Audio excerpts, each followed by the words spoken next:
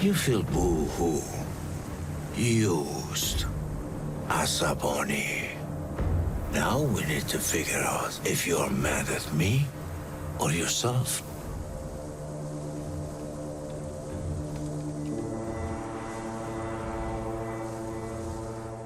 Hey guys, welcome back. Greg and Ryan here for another breakdown of Legion Season 2. This is Episode 2, Chapter 10.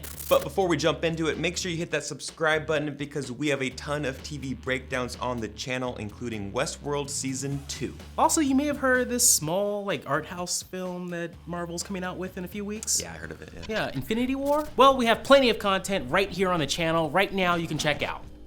All right, guys, let's talk about our initial thoughts after we watched Episode 2 of Season 2. Wow, this one was directed by Anna Lily Amirpour, and she's best known for A Girl Walks Home Alone at Night and The Bad Batch. Her style is perfect for Legion. Yeah, it feels just about right in the same kind of weird, surrealist style. Abstract, surrealist, it's perfect for this. I mean, even the opening shot of what looks to be a spiral candy lollipop. Yes, a candy, and you're like, no, that's the top of the carousel where Oliver, Lenny, and David are meeting. So just so much visual flair added to this episode as every single week of transitions. The transitions are amazing. Yeah, I feel like I'm watching the beautiful stepchild to Twin Peaks: The Return right now. Each and every week, I feel like there should be some ticker or something. We tally. We need a tally of every reference to Twin Peaks that you make because I feel like there's gonna be a ton. I'm gonna say it a lot. Isn't a bad thing. That's a great thing. But the season's gonna be packed with Twin Peaks. What the hell? Not only was the direction superb, but the casting, the choice of Naveed Negahban as Amahl Farouk could not have been more spot on. That's perfect. I mean, he's probably best known for Homeland. He's also going to be in the live-action Aladdin. He's going to be the Sultan. Yes, they're making a live-action Aladdin, but he's the perfect villain. It's only been one episode of speaking parts, but he might end up being one of the best villains in the Marvel properties that we've seen. I loved every minute of, straight off the bat when you were introduced to him. I feel like I'm watching The Purple Man all over again from Jessica Jones. This is, I wanted to text you we may have to do a new list on Marvel's best villain. We don't know yet how many episodes he's gonna be in, but he's still. Already up there. He's definitely already up there. I mean, his charisma, he's sinister. You don't know if you can trust him, if you can or can't trust him. Just awesome casting job. Yeah, his cocky and sinister attitude was perfect. Yes. And also, I think he speaks at least 2 different languages. I heard Farsi and French in there. Yeah. Some people have pointed out that there may have been a line in German too. And it just proves that this guy's been around for a while, right? Yep. He's an ancient ancient mutant. It just shows how kind of powerful and vast his knowledge is, and the people that he's been a parasite and attached to his entire life. He's been around. So yeah, he's badass. Would you like to swing on a star? All right, let's start with the assault on Division 3 by Lenny and Oliver. It was just a really well done infiltration of the good guys' headquarters. I loved it, and my heart was racing the entire time. I know you're supposed to feel happy. He's whistling. And he's singing along, Yeah, as he's just killing people. No. I was so scared for Carries. Yeah. The Carries throughout that whole scene. I was like, are they gonna kill him off right now? And the ending, even when he's growing taller, and the way they shot that is pretty incredible. He's menacing, but there also is obviously some humor injected into it. I mean, someone's turned into a damn pig in the middle of the hallway, so it's you can't help but smile a little bit, but then you're also like, okay, this is a bad dude. He can kill you by just pointing a gun at you and looking at you, a certain way. He's just all powerful, and he's a huge threat to all of the characters. Run away. And around this time, we get a really fun Marvel Comics Easter egg here. X-Men specifically, when Carrie is unboxing or taking apart the orb that, of course, sucked David into it at the end of Season 1. It's advanced, but not Shi'ar. That was my first guess as well. So this is a pretty big X-Men reference. The Shi'ar are one of the 3 biggest alien races, along with the Skrull and the Kree. And I think this is the first reference to the Shi'ar in any Marvel property since the 90s TV show or video game. That's pretty cool. Yeah, it's pretty awesome. And we know that Noah Hawley and Legion, they don't want to have too many references from the comic books. They keep them separate. It's a fun little nod for fans, a little name drop here and there, like that doesn't hurt. We also learned there was a small little detail that Carrie said that he believed that he was familiar with the work of the orb. He didn't know if it was Shi'ar. He said it wasn't Shi'ar, but he said that it felt like his own work. He made it. Which is basically, he made this. Like, he doesn't know he made it, but it's future Carrie that made the orb that helped future Sid now grab David. And what if that orb somehow is the same one that he uses to put David in? So he doesn't make a new orb, that's the same orb. Everything's going down the timeline the same way it's going to go no matter what. Right. And so this orb that didn't exist beforehand but was somehow created in David's world recreates it himself, and then they use it to capture David no matter what. Mind blown. Next up, the Carries have an issue. They're twisted around now. Shadow King messed with them, so now it's male Carrie jumping into female Carrie, and now she has to confront everything from the outside world. Which she's like totally not used to at all. So it's like she's completely uncomfortable. Yep. And it takes a shared memory from way back in the day for them to finally split apart, but not everything's back to normal, but they are at least outside of each other's own bodies, and they can, now be normal people, normal mutants. Now, that shared memory is actually the Banana Splits theme song from the late 60s, early 70s, and they used to watch that on TV, and that's the song that they used to, get out of their shared body experience and split finally. So, Tra-la-la-la-la. Yeah. Tra-la-la. Tra-la-la-la. Okay, I know I wasn't the only person who noticed that when her hair changed, I immediately screamed, "Oh, it's Rogue! Rogue! Rogue reference right there. Has to be." Nah, dude, that was a Frozen reference. Do you want to build a snowman? It doesn't have to be a snowman. Go away, Anna. Okay, and the biggest part of this episode has to be David meeting Farouk on the astral plane. I thought that was incredible. I love the anamorphic lenses to let you know, okay, here we go. All right, crop the screen, here we go. We're going to the astral plane. I love that. Yeah, it was awesome. And you know what? It's the first time that these two have come face to face. So it was just great to see. And, Amahl Farouk is, in his eyes, he's a god. And he's trying to basically tease and taunt David and ask him question why he doesn't use his powers in the same way that the Shadow King does. So the kiddie table. It was come up to the big boys table, like step away from the kiddie table and like realize what you can become. It's all about respect, my man. You and I, we are les dieux, gods. What did John Lennon say? Bigger than Jesus. All right, so what's up with the monk? Yeah. Melanie Bird says that they're looking for the Migo monk. Impossible. Why? Many years ago, the Migo monks were wiped out by the Miser Sunday. Miser who? I believe it's before your time. Which means nothing when it comes to Marvel Comics. There is no Migo Order monks. But there is a monk named the Silent Monk in the comic books, which maybe is a loose interpretation, but probably not. The Silent Monk made an appearance in the Old Man Logan comic book arc, and he was basically raised by, you guessed it, the Silent Order. But beyond being monks, there's literally no similarities at all. Yeah, it's just a stretch. Now, when it comes to Legion, supposedly the monks know where Farouk's body is. Yes. On the astral plane. Yes. Possibly. Well, Farouk's body, I don't know if it's in the astral plane, but I do know that monk is probably hiding out in the astral plane. That's why they can't find him just yet. They need David's help. Right, and that's why we see the monk in episode 1 of season 2. We missed him. When he's in the club on the astral plane numerous times throughout that episode. So, yeah, it makes sense to me that the monk is kind of hiding amongst the astral plane, but he might have an idea of where Farouk's body is buried.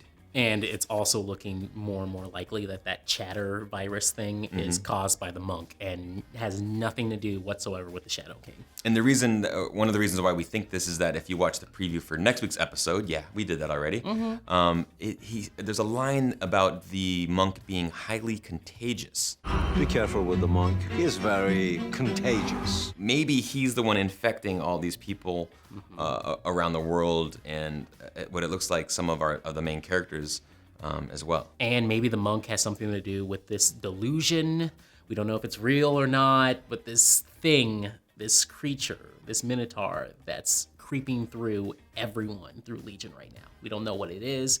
It could be from the monk. Speaking of that, let's give a shout out to someone in the comments. Guys, love the comments. Keep them coming. We will definitely put you guys up in this video if you guys have some great thoughts to share. So Shatkun shared this idea. The thing from the egg is the Minotaur, but grown up, representing delusion. I love the show.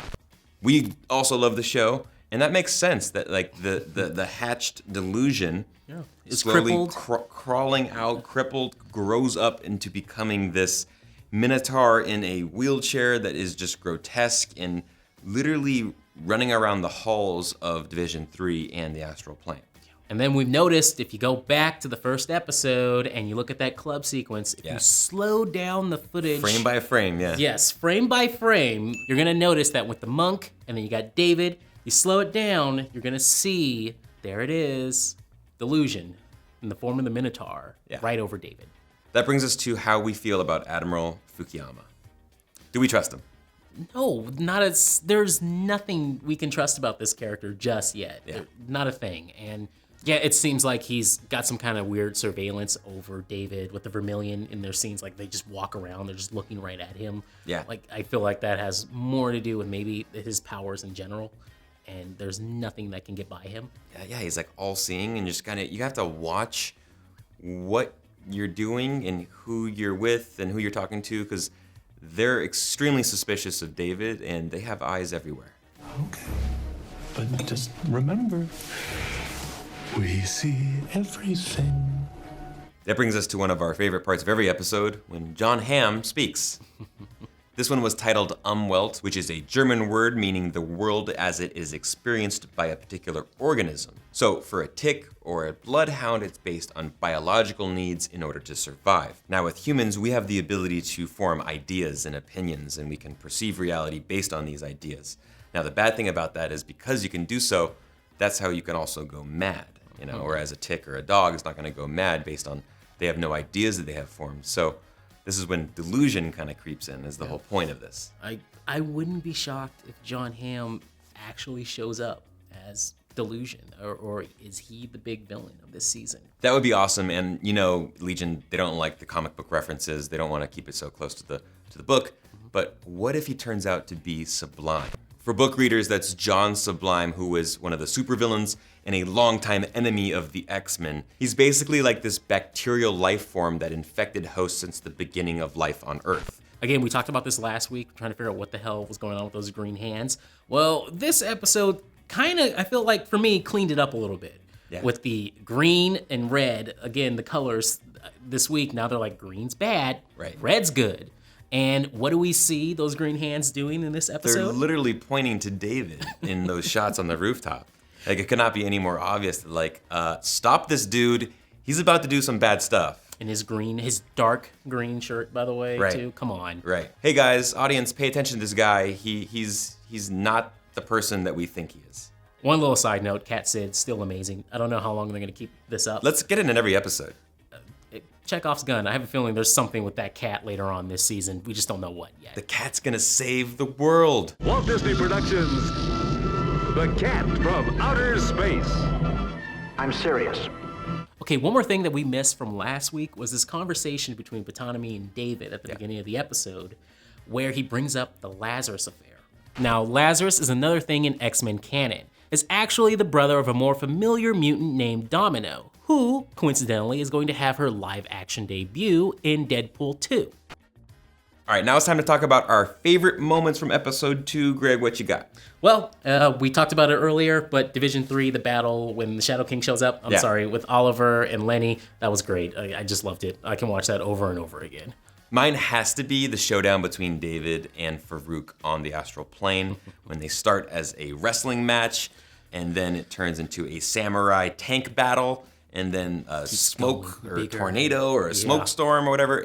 The way this show does fight sequences, it's so unconventional from any other show in TV or movies, or especially a comic book film, like, comic book movies. Like, you don't see fight sequences like this. They did a dance routine last week. Now they do this, and it just shows how much creativity is behind these characters and bringing them to life on the screen. I can't wait for next week. Every week, I think they're going to try to top themselves with a different performance or act in the astral plane. I can't wait. A fun little note here is back in the comic books, Amahl Farouk used to manifest himself as a Roman gladiator and fight with gladiator weapons and stuff like that when he was on the astral plane. So the little shout out, they show him as a samurai. That was a fun little comic book reader's Easter egg there. He can basically turn into anything he wants and start a fight. So, More of this. Give me more. Yes.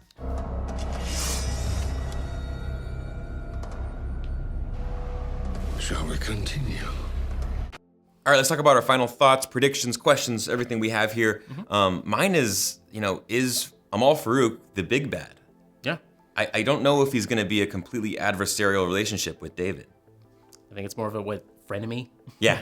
At the same time, I feel like I can't trust anything I see on camera still. That's totally true, yeah. We don't know whether this delusion is an actual mutant creature that's coming in here. We do see the little streaks on the ground, remember, with David from that creature crawling in. But then sometimes we see it in scenes where it's much older. Yeah. Where it's talking about the transition through time. So we don't know. At some point, we're going to get confused and not, wait, what time period are we looking at here? Right. And are we in David's head? Are we still in David's head from the very get-go? Yeah, I'm really leaning towards David himself becoming the big bad. He starts off as this great guy, but if we look back in the comics, Legion did a lot of horrible things when he's not in control. I really feel like this is all leading to a moment when David's gonna have to confront himself or stop himself from doing something really horrible. They do show earlier, the season prior, they do show the last season, there's two Davids. Or at least he split himself off. Right. He may have to battle himself, because who's powerful enough? If they already told him, oh, you're gonna kill the Shadow King, you're gonna bash his brains in by next week. So he's long gone, possibly. Right. Who the hell can take on David if he's this powerful? If we saw him going to the future, and this is actually if David put everyone into the astral plane, is that what he went to and he can't read her mind? We don't know. Right. How strong is he? I'm down to believe this right now, that David probably is the big bad this season. Right. I would love it to be John Hamm. I don't think that's going to happen. Who's strong enough to defeat him, though? Are they going to bring in Xavier? That's the next question people are going to ask. Once it's revealed that possibly it's David who's causing all this damage in the future, who can bring him down other than David? I think you're spot on. I think you have to. That's when you have to introduce or reintroduce Professor X into this whole thing, because yeah, you're right. He might be the only person out there, mutant out there, that is powerful enough to stop this, to get him under control. I mean, he did this in the comic books as well. They had to, stop Legion from inflicting all this harm across the world. So I think that's a great idea. As of right now, all we know is there's a future Sid, possibly a future Carrie, and they're trying to make David work in tandem with the Shadow King, which ultimately, you're like, why? But something stood out to me whenever future Sid is talking with David, and it was, I don't remember you. You're so sweet.